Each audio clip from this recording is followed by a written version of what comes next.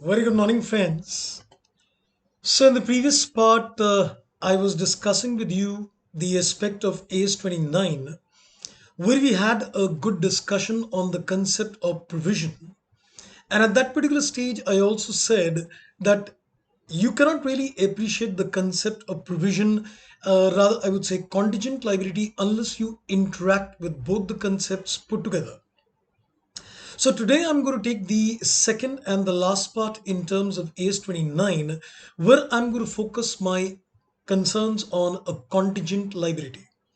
But I think before I take you to the aspect of contingent liability, we need to also have a look once again on the concept of provision.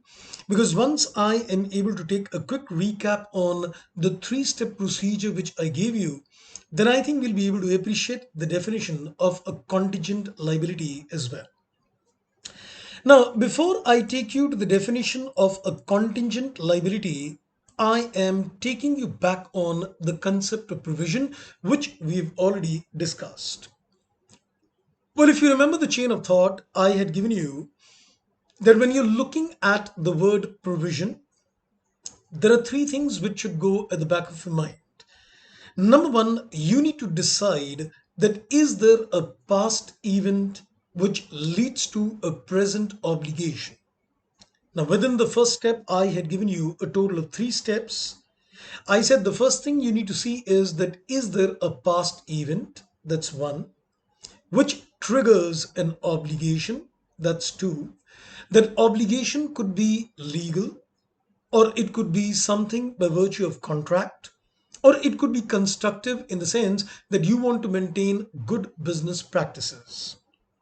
And then I said, the third thing is you need to see that the obligation is present. Present means it is probable. Probable means that there is a more than 50% chance of its occurrence. And we said, the simple way of making an assessment is to put across a question that can you escape the liability or not? If you cannot escape a liability, the obligation is certainly present. And if you can escape by future actions, then it is not supposed to be a present obligation. Then we went ahead with the step number two, and we said, in order to meet this present obligation, will there be an outflow in the future? So even the outflow should be probable. And then finally, we said in step number three that you need to ensure that can you make a reliable estimation or not. So it's like a three-step procedure. You look at the present obligation from a past event, and then you say, will there be an outflow? And you say, can we make a reliable estimation? I think with this focus now, we can read the definition of a contingent liability to you. And then I think we'll also have a little interaction in terms of when is it a case of provision and when is it a case of a contingent liability. And I'm going to give you some notes after my discussion gets over. Now, I am going to take you to the definition of contingent liability and see only what I show you. Don't say anything extra. Well, just look at what I am going to show you. It says in the definition in para number 10.4, a contingent liability is A or B. I'm not reading A right now. I'm reading point B. It says a contingent liability is a present obligation that arises from past events. Isn't that the condition number one for a provision? We said in case of provision, there is a present obligation that arises from past event. That means the first condition is met, but is not recognized. So you met the first condition of a provision, but you never made a provision. Why? It says, one, it is not probable that outflow of resources will be required. Is that the failure of the condition number two? Is that the failure of the step number two? Yes. Which means my mind is now working on, a very systematic flow chart with the question saying a yes or no. But hold on, we're going to do that. So it says it is not probable that outflow of resources will be required to settle the obligation. Or there could be a second reason. A reliable estimate of the obligation cannot be made. So that is the step number three. So, but you said in step number three that if you meet the first and the second step, then you would undoubtedly meet the step number three as well. But now you're reading the definition and it says that you cannot make an estimation. Well, I said that generally you can always make an estimation. But if the question is telling you explicitly that I cannot make a reliable estimation, then it is a contingent liability. Now, I think once I read the clause number B1 and B2, one thing is very clear in my mind, and that is you meet the step number one and you go to the step number two. I'm talking of a provision. In the step number two, you said that will there be an outflow? Is the outflow probable? If you say yes, it is probable, we went to step three. But now, if you say that the outflow is not probable, then in that particular case, it becomes a contingent liability. Oh, so you mean to say, sir, the failure of the condition number two is supposed to be a contingent liability? Exactly. Now, let's say you went to the step number three and you said, can we make a reliable estimation? And we said, no, we cannot make a reliable estimation. It's a contingent liability. So I think we can certainly say one thing, that there is a three-step procedure in terms of identifying whether it is a case of provision or a contingent liability. So we said the failure of step number two or the failure of step number three makes it a contingent liability. So if the outflow is not probable, then it's contingent, and if a reliable estimation cannot be done, then it is contingent. That was the clause number B. Now let's have a look at the clause number A. In the clause number A, you can see the word a possible obligation. It's not present. The wording used is a possible obligation. Oh, so sir, you mean to say that if the first step also fails, that instead of an obligation being present, it is possible, that means it is not probable, then also it is contingent liability? Yes. A possible obligation that arises from a past event is a failure of the condition number one. Wow, my mind is now working on a very good systematic chart at the back of the mind. So I think let me first say a few things to you, then I think we can consolidate all this thinking in a simple little combined chart where you can take a decision based on a three-step procedure. When is it a case of provision and when is it a case of creating, recognizing only showing a contingent liability in the books of accounts? I mean disclosed in the notes. Now hear me very carefully. I would go on the step number one. Is there a past event which led to a present obligation? Now you got three questions in this. One is there a past event? Number one. Now you would say yes or you would say a no. Hear me very carefully. Don't worry, I'm going to document all this after I have said. So I said the first thing you're going to do is you're going to ask yourself, is there a past event? If you say no, the end of the story, then AS 29 is not applicable. Now, if you say yes, there is a past event, I go to the next sub step. Is there an obligation? So when I said no, there is no obligation, then also I do nothing. Now, if you say there is an obligation which is legal, contractual, or constructive in nature, we go to the sub step number three and we say, is it present? So you would say it is present, or you will say it is possible, or you will say it's neither present nor possible. There could be various combinations. So if you say it is present, you go to step two. If you say it is possible, it's a contingent liability. And if you say it's nothing, then you do nothing. So this is getting a little technical. Why don't you document along as you say? Okay, I'll do something extra for you today as well. First I'm going to document this entire thought process, and then we are going to do something. I'm going to make a run through of the illustrations which are given in the appendix to AS29, relating those illustrations to all the three steps with you. And trust me, once you're able to do that, life is going to be jingalala. Because if you know that in each case study, which step failed or which steps were satisfied, accordingly you know things.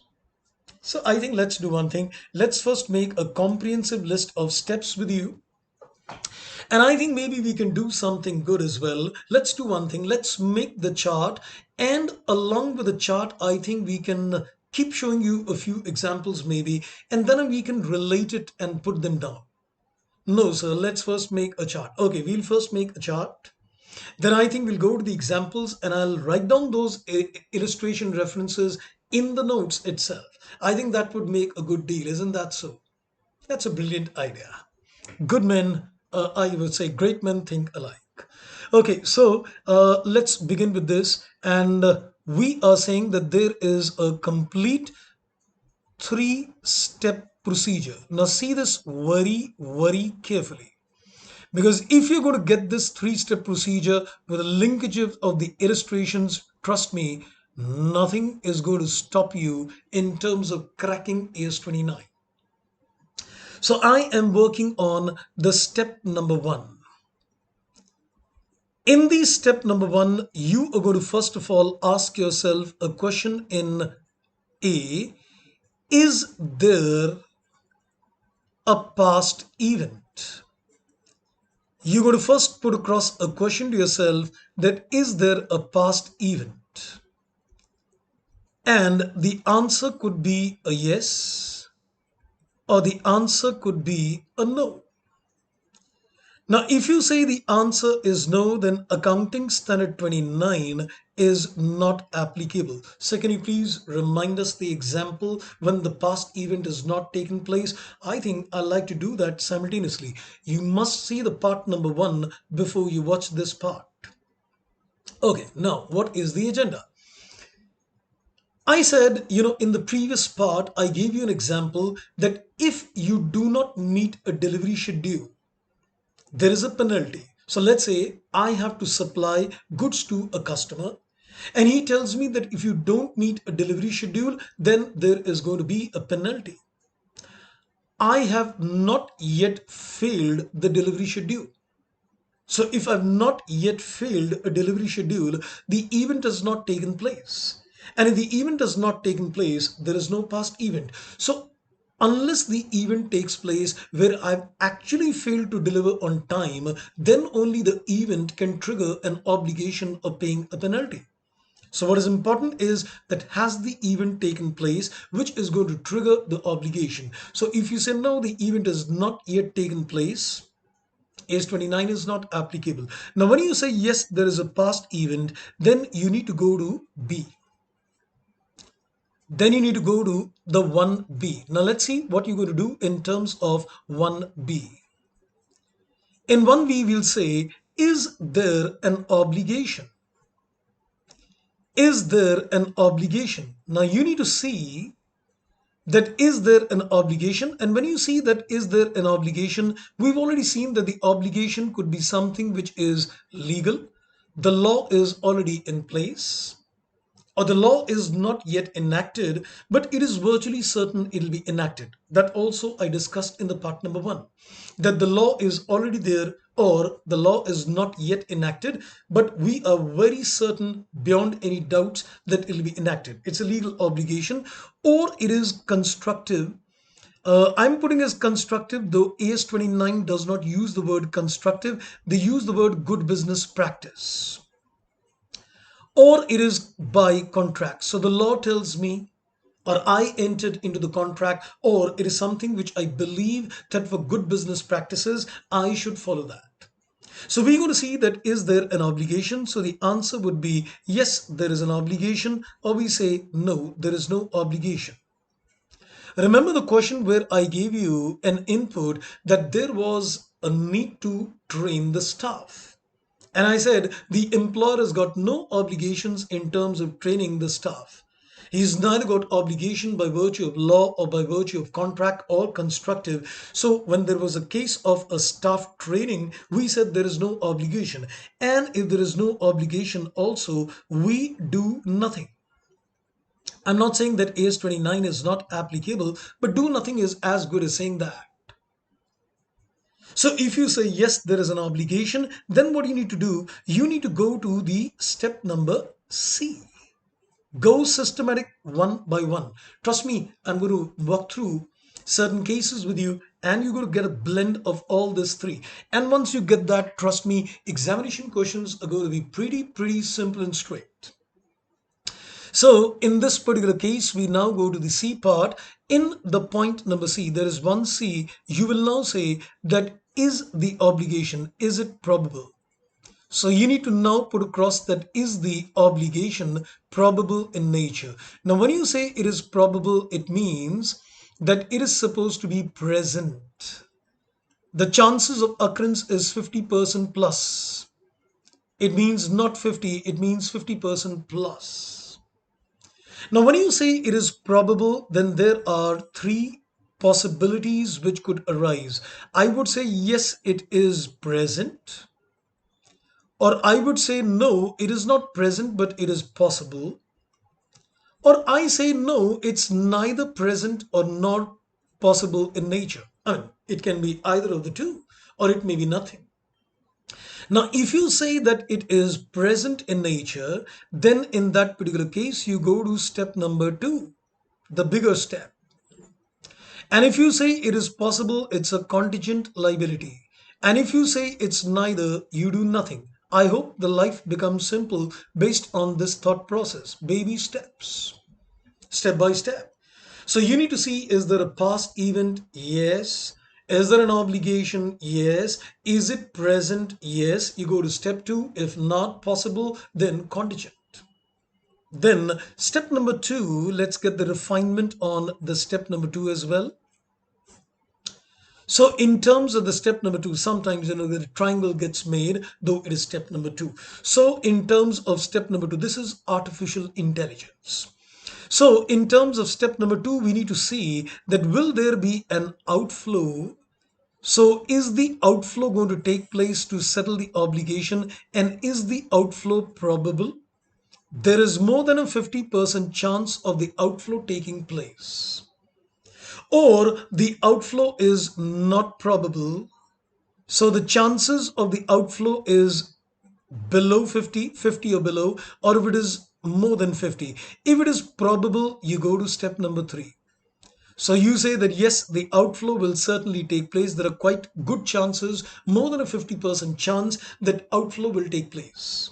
And if you say it is not probable, then it is a contingent liability. Look at the interaction in terms of each and every step. When do you say it's contingent, and when you're going to zero down that it would be a case of provision? Then let's go to the step number three. And in terms of step number three, you don't need to do anything because this is something which is going to be explicitly stated in the question. You just need to see that can we make a reliable estimation? Can a reliable estimate be made or not? So whatever is the expected outflow, can we make a reliable estimation? If you say a yes, then it is a case where we need to recognize a provision. And if you say a no, it is supposed to be a contingent liability. Now, please keep the chain very clear in your mind. As I said, it's a pure three-step procedure in terms of things, and I think let's make a walkthrough again before we take you to the practical cases given in the appendix. And in this standard, I prefer to do those illustrations because trust me, when you're going to look at the past examination questions, most of the questions are picked up from the appendix itself. So why not do the source? Why not do the questions from the main source from where the questions are coming? So you need to ask yourself, has the event taken place which is going to trigger the obligation? If no, end of the story. If yes, is there an obligation which is legal, contractual, or constructive in nature? No, do nothing. Yes, then see, is the obligation present? What is the chances of occurrence? More than 50% present. Below that is possible, and we say we don't see any possibility at all, then do nothing. Then you go to the step number two and see, is the outflow going to take place? Is there a more than 50% chance of outflow? Yes. Go to step three, no, contingent. Can you make a reliable estimation? Yes. Make a provision? No. Contingent liability. In nutshell, a failure of any of these three steps could mean a contingent liability, and the fulfillment of all these three steps would mean that you need to create a provision in the books of accounts. Say you promise something, you're going to now go through the illustrations and you're going to come back to this chart and link up the illustrations as well. Absolutely, I'm going to do that. So let me do one thing. Let me take a little jump and let me, I think, take you to the appendix of the standard where we can have a look in terms of the illustrations given in the C part. Because there is, and before this, I can also tell you that all these steps which I have made is not something which I've done on my own.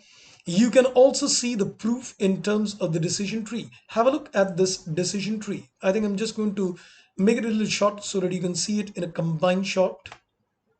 Trust me, if you notice the steps which I have made is exactly what is given in this particular flowchart.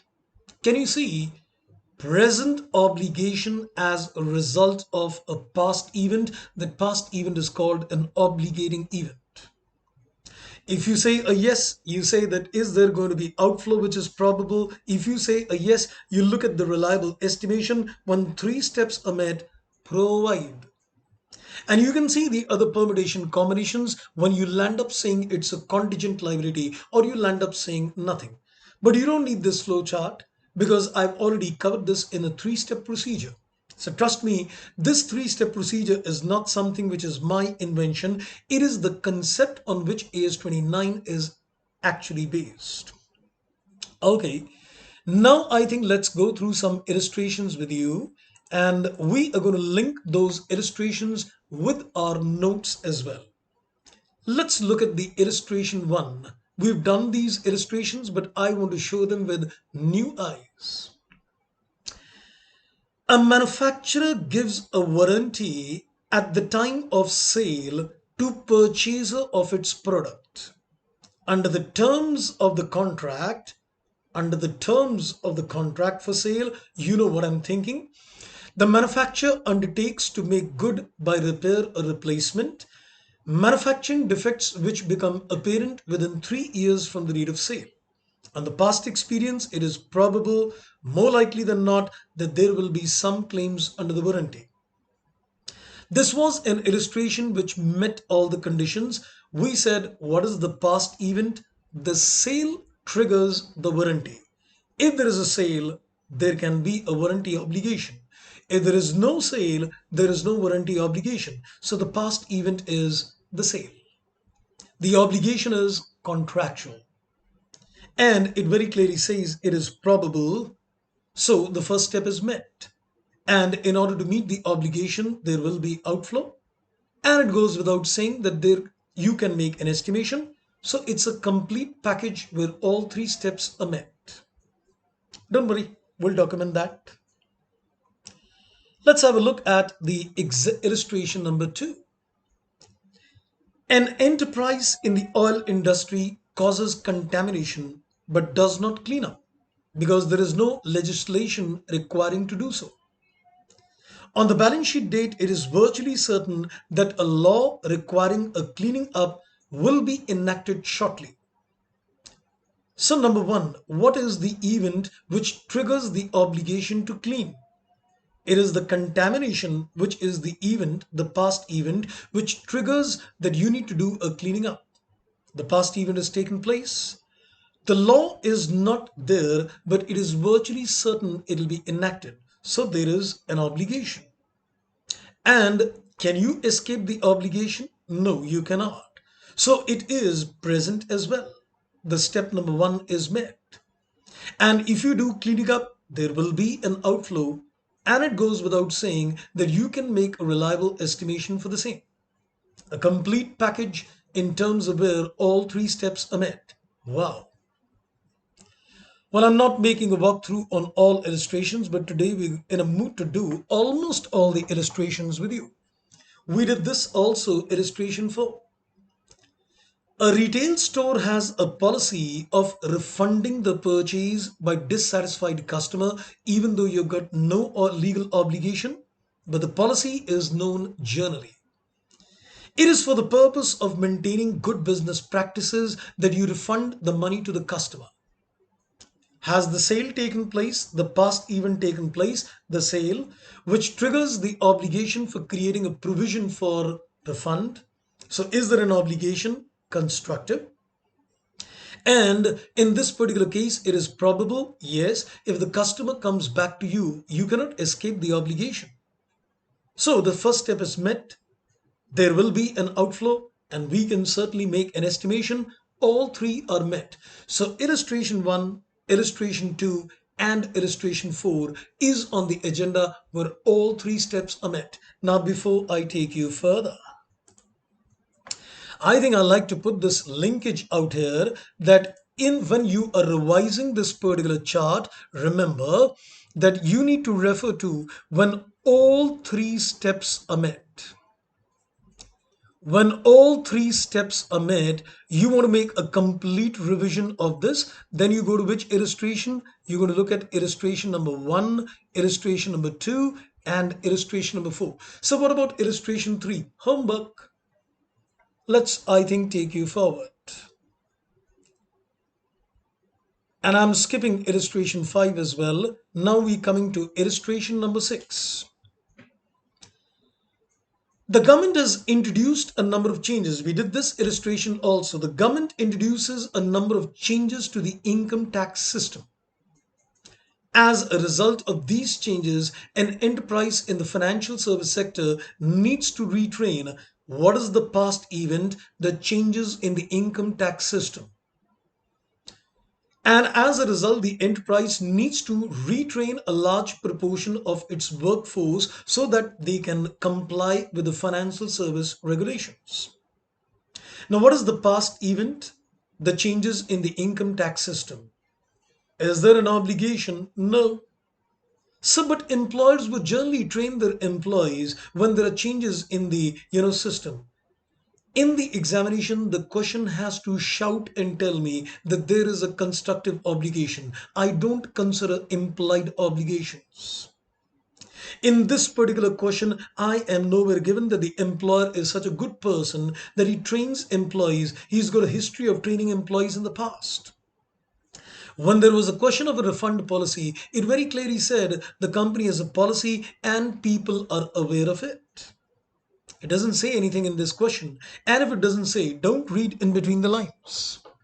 If there is nothing to the proof which proves me that there is constructive, I don't read in between the lines. Assumptions on your own, not required.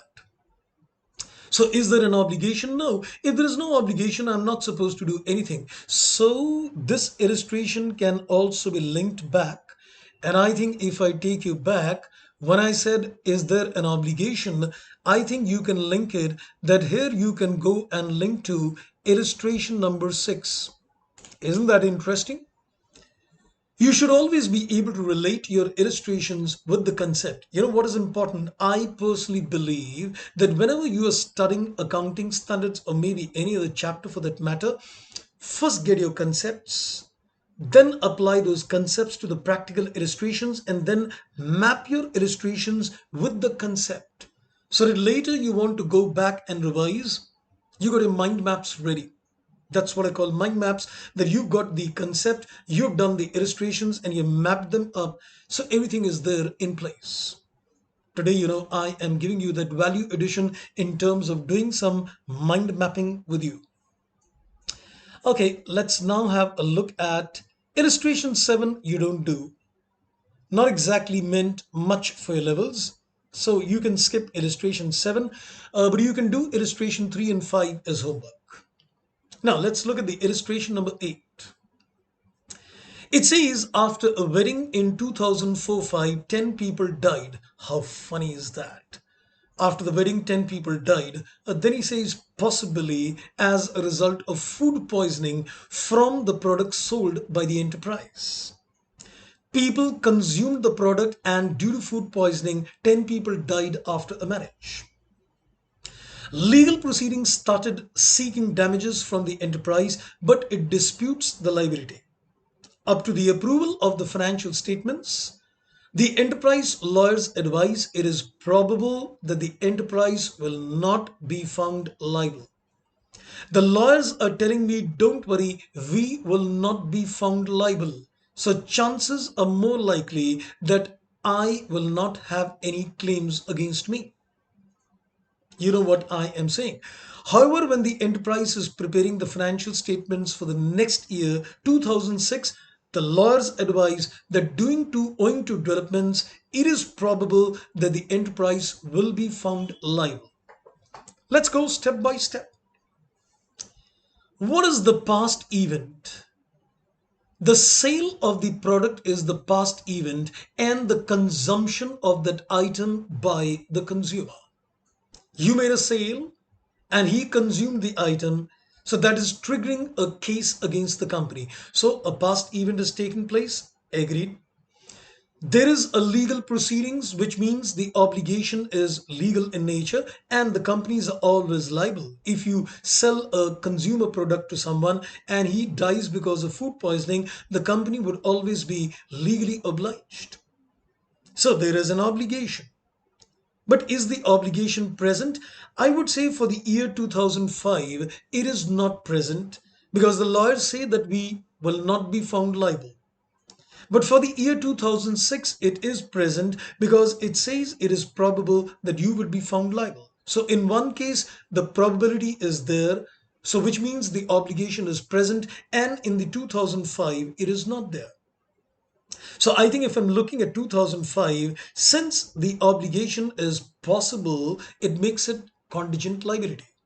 But in the year 2006, you need to go to step number 2 and 3 further.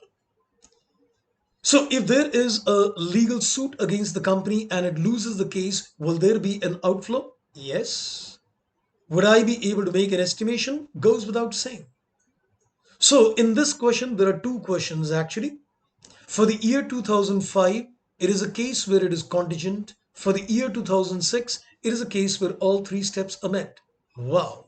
So what I need to do, go back to my mind map. And I think I can link it at both the places. So if I go to the point number 1C, where I said it is possible, this is illustration number 7. I think it was 7. I hope the numbering is going fine. Oh, it is 8. Sorry. So this is not 7. This is 8. I thought as much. And I think you should also put this illustration down below because it is also meeting all three steps as well. So how cool it would be that if there is one illustration on every yes and no. I know. You know, the best part is, but that would be getting too much in research. You've got CA finals to do more research in life. Not all research should be done at the CA intermediate level. Isn't that so? So I think we're happy that we can at least link illustrations available with us. So the illustration 8 is done. Now let's have a look at illustration number 9. It says a furnace has a lining that needs to be replaced every 5 years for technical reasons. Technical reasons. You need to replace a lining for technical reason. Is that legal? No. Is that supposed to be contractual? No. Is it seems to be constructive? No. You just need to do it for technical reasons. And it says the lining is to be replaced every 5 years and the lining has been in use for 3 years. I would say I have not even reached the event when it needs to be replaced. But rather than saying that there is a past event or not, I would say, buying that furnace is a past event. So I would not say that there is no past event because you've got a furnace, so a past event has taken place. But is there an obligation? No, there is no obligation. So I need not do anything. So I think that's the end. Let's, I think, go to the next one. I'll link it, don't worry. And as I said, the company can always think of some future actions in terms of avoiding obligations. Maybe before the 5 year ends, I'm going to sell the furnace. So my future actions could decide, in terms of whether the obligation needs to be met or not. That's what he's trying to make clear in example 9b, which I gave you in the previous part. It says an airline is required by law to overhaul its aircraft once in every 3 years. Now, in this case, you've got an airline, you've got an aircraft, it's a past event. Is there an obligation? It's law, it's legal. But is it present? I can always escape this obligation by selling the aircraft before 3 years. My future actions could avoid my obligation. So, in this case, it is not present. It's not possible either. I think before we forget, I think let's do one thing. So, we are on 1C. And in terms of 1C, we said it is a case where the obligation is neither present nor possible. And this is illustration 9C. You're going to see that we're going to fill up all these permutation combinations at the end of the day. And in a situation where you said illustration 9a, I said, is there an obligation? So I said it is a case of illustration 9a where there is no obligation. Wow. Trust me, I'm going to show you this colorful chart once again. And now you can see that we have covered almost all illustrations. See. Is there a past event? Yes, we've done questions. No, I gave you an example. Non-adherence of a delivery schedule? Oh, yes, sir. Is there an obligation? If it is yes, you've done questions. If it is no, I have also given you questions. Is it probable? Yes, you've seen questions. Possible? You've seen questions. Neither? You've seen questions. Brilliant. So, but outflow is probable or not, that information would never be given in the question. The moment you see that the question is silent on the outflow, always assume, if the question is silent, that if nothing is stated to the contrary, that it is probable or not probable. Just assume that. Examiner would not give you that information. And step number 3, assume you can always make a reliable estimation unless mentioned otherwise. That links me the entire concept of provision as well as a contingent liability. So, but then there is another aspect, a contingent asset. Well, contingent asset is supposed to be a possible asset, just like a contingent liability is a possible obligation. A contingent asset is a possible asset which is not recognized in the books of accounts. That is the reason it has never come in the exams. And I think that's the reason it will never come in the exams. So that means that the standard is done? No.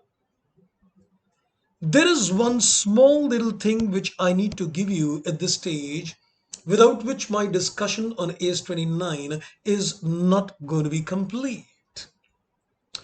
And I want to give you a small little concept, and that is called an onerous contract. And that is called an onerous contract. So let me explain this in simple words. I will not take you to the definition either, because while looking at the definition, sometimes one tends to get confused. I think I'll make your life simple.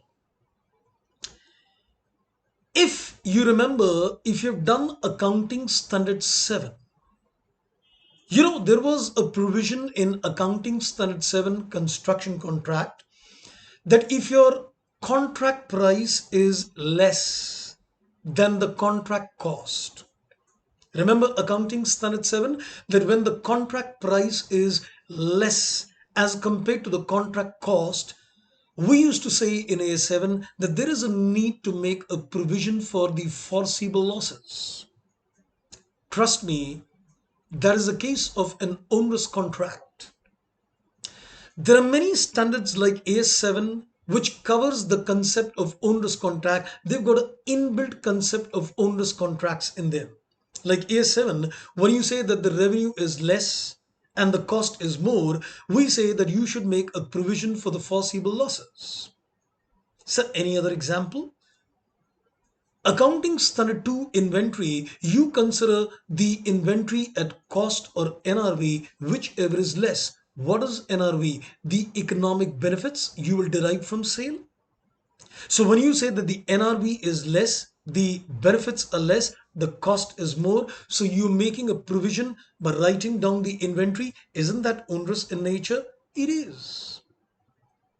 So many standards will have inbuilt concept of making provisions for onerous contract. But if there is no standard, if there is a particular situation where no standard addresses the issue, what do you need to do? You need to compare the future economic benefits arising from a contract. I'll take an example, don't worry.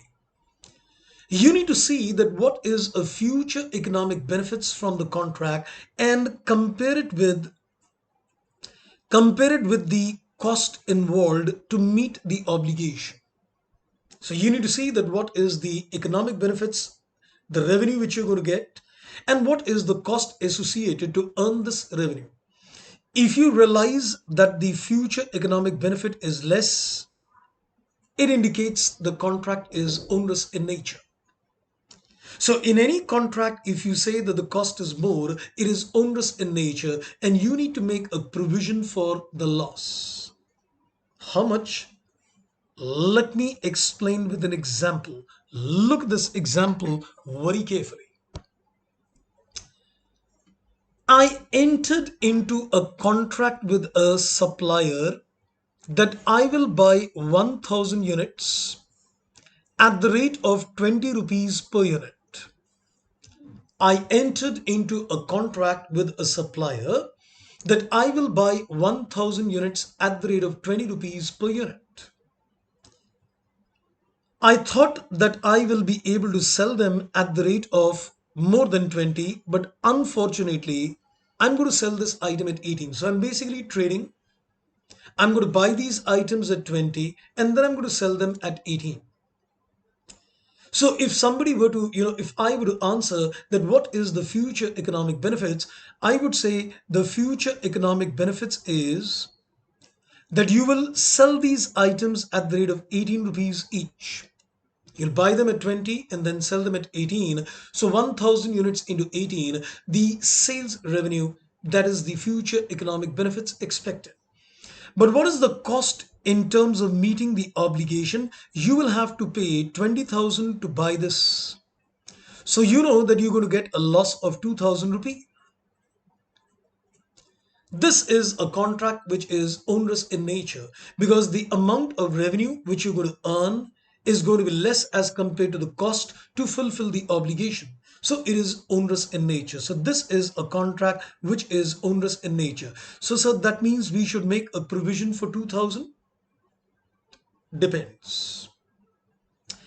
Let us say in this contract, the supplier also gives you a penalty clause to exit. He says, okay, if you decide in the future that you don't want to buy this from me, you can pay me a penalty of 1200 rupees and exit out of the contract. So when I'm going to make a provision for this onerous contract, I will consider that if I fulfill, I make a loss of 2000. And if I don't fulfill, I have to pay a penalty of 1200. You create a provision for the amount whichever is less. Now, hear the steps very carefully. To make an assessment whether the contract is onerous or not, forget about the penalty.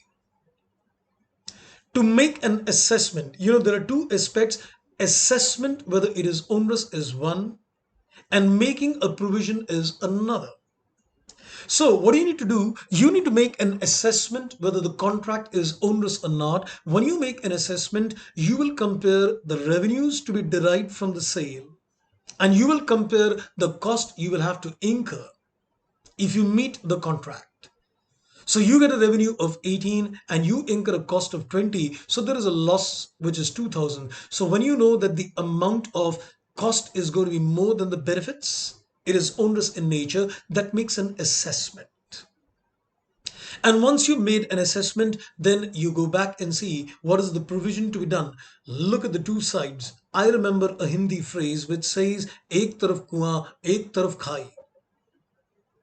They say one, there is a well, and another, there is, a deep level of, things where you can fall. So you need to see that if you fulfill, what is the loss? 2000. If you don't fulfill, what is the loss? Because you're going to suffer a loss either way. You fulfill the contract, there is a loss. You don't fulfill the contract, there is a penalty. So create a provision for the lower of the two. This is what we call onerous in nature.